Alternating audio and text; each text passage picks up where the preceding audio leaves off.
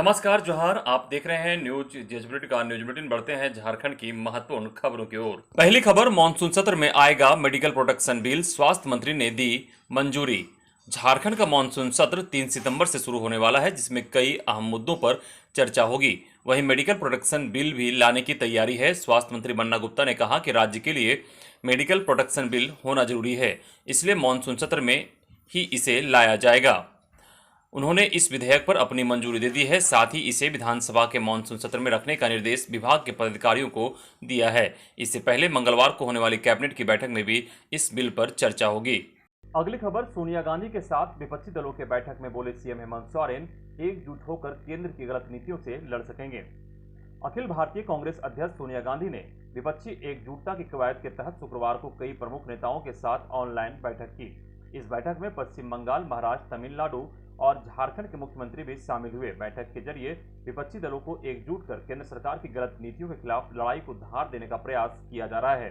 इस दौरान झारखंड के मुख्यमंत्री हेमंत सोरेन ने कहा कि विपक्षी पार्टियां एकजुट होकर ही केंद्र सरकार की गलत नीतियों से मुकाबला कर सकेगी।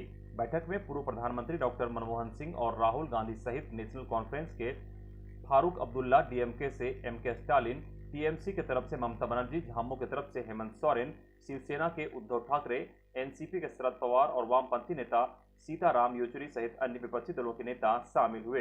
अगली खबर, दलीय आधार पर नहीं होंगे पंचायत चुनाव, आलमगीर आलम। ग्रामीण विकास सह पंचायती राज मंत्री आलमगीर आलम ने कहा कि सरकार पंचायत चुनाव जल्द कराना चाहती है। उन्होंने रांची में पत्रकारों के एक सवाल पर कहा कि पंचायत चुनाव दलीय आधार पर नहीं कराए जाएंगे। विभाग के स्तर पर अभी तक इस पर एक बार भी विचार नहीं किया गया है।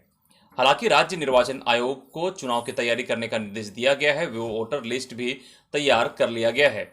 इस बार किसी भी पंचायत में परिसीमन की जरूरत नहीं पड़ेगी। यह प्रयास हो रहा है कि दिसंबर माह तक सारी प्रक्रिया पूरी कर पंचायत चुनाव करा दिया जाए। बता दें कि वामपंथी सहित कई दलों ने इस बार राज्य में पंचायत चुनाव दलीय आधार पर कराने की मांग रखी थी, लेकिन इस बार भी पूर्व की तरह निर्दलीय आधार पर ही चुनाव कराने की तैयारी की जा रही है। एक बड़ी खबर, झारखंड में लॉकडाउन के नियमों में मिलेगी बड़ी राहत। वीकेंड लॉकडाउन के नियम भी बदलेगा। 11 राज्यों से झारखंड आने वालों के लिए टीका और कोरोना रिपोर्ट अनिवार्य किया। झारखंड में कोरोना के केस लगातार कम हो रहे हैं। हालात पूरी तरह से काबू हो चुका है। इसको देखते हुए लॉकडाउन के नियमों में बदलाव शुरू कर दिया गया है। लॉकडाउन के तहत रात 8 बजे के बाद दुकानों को खोलने पर पाबंदी लगाई गई है। सिर्फ रेस्टोरेंट और खाने के सामान और बार को खोलने की इजाजत है कि रात 10 बजे तक खोला जा सकता है।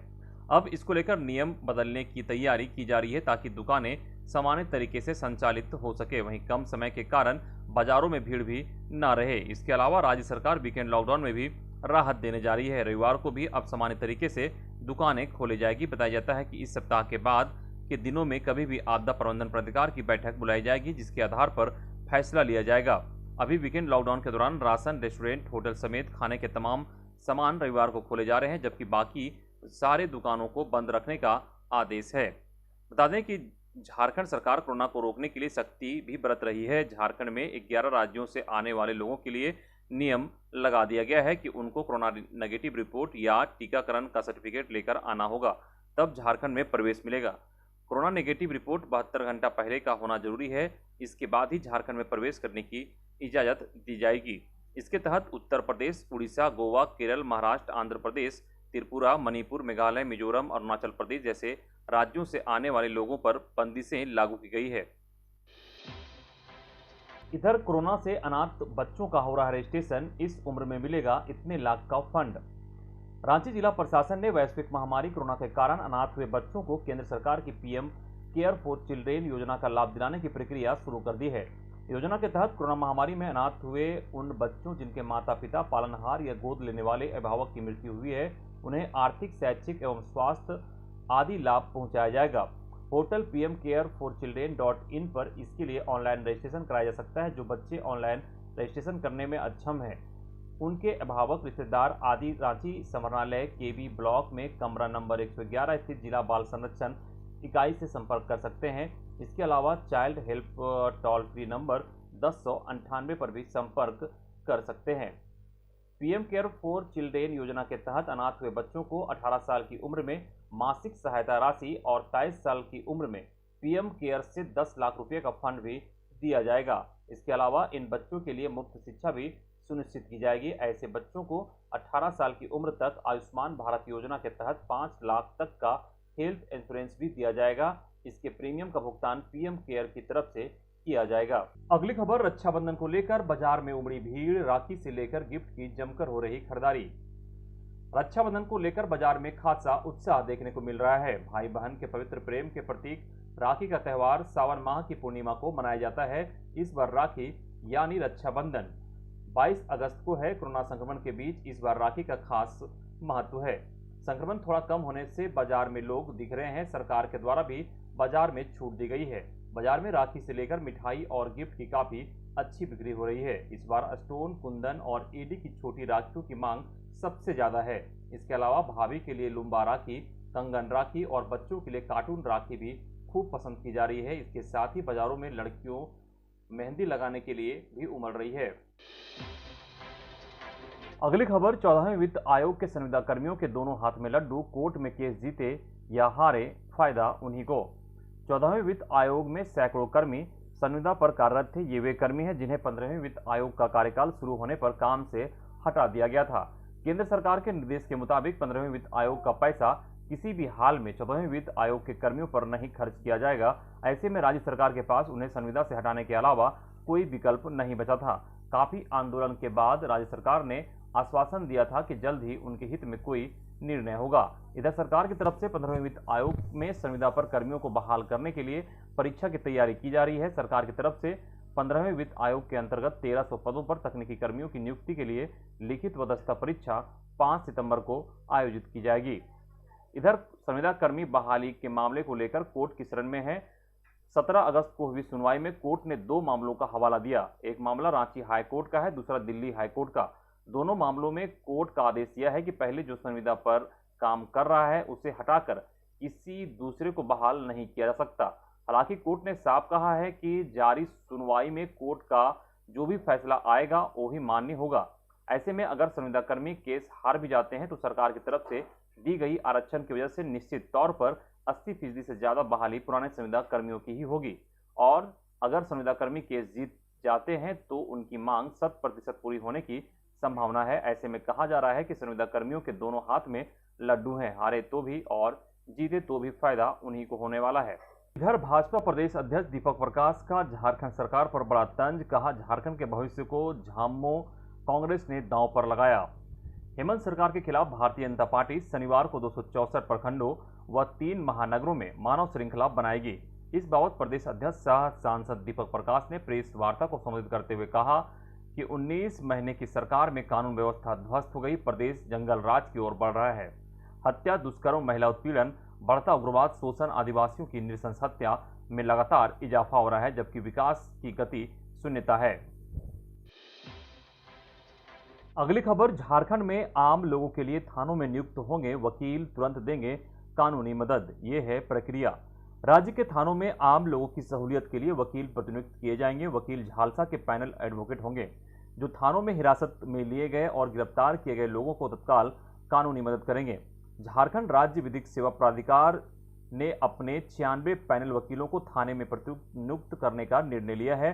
थानों में मानवाधिकार का पालन कराने के लिए वकीलों की प्रतिनियुक्ति की जाएगी। यदि थानों में पूछताछ और हिरासत में लिए गए लोगों के साथ बदसलूकी होती है तो इसके लिए थाना प्रभारी जिम्मेवार भी माने जाएंगे।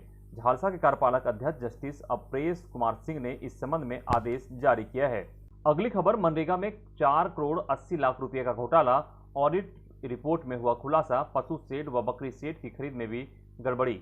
झारखंड में मनरेगा योजनाओं की सोशल ऑडिट हुई जिसमें कुलाहन में लगभग 4 करोड़ 80 लाख रुपए का घोटाला का उजागर हुआ है। इस घोटाले में अधिकारी, कर्मचारी और सप्लायर भी संलिप्त पाए गए हैं। मनरेगा की योजनाओं को धरातल पर उतारने के दौरान करोड़ों रुपए का घालमेल किया गया है।